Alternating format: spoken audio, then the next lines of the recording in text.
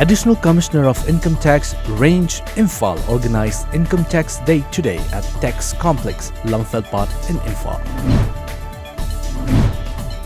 The BJP prepared to take power in Karnataka 14 months after it failed to rustle up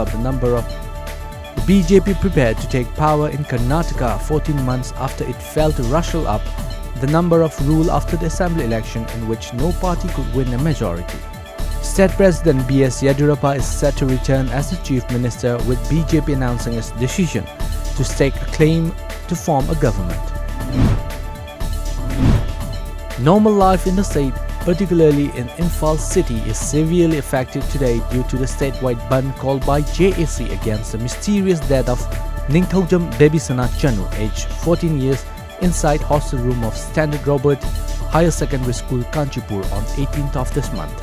As per a report, several Imphal-bound vehicles were stranded in Jiribam district due to the 24-hour statewide total shutdown called by the JAC of the government's failure to fulfill their demands.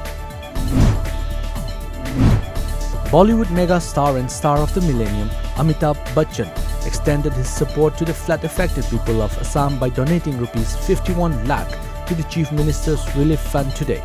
In a press statement released by the Chief Minister's office, Assam Chief Minister Sarbanand Sonowal expresses gratitude and thanked the actor on behalf of the people of the state for his noble and kind gesture in providing financial assistance to victims.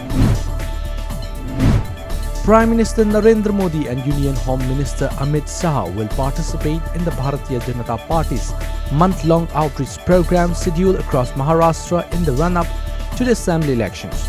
According to a report earlier at the BJP's state executive meeting held in Mumbai under the leadership of Working President JP Nadda, party leaders announced their intention to reach out to different sections of the society through the statewide tour.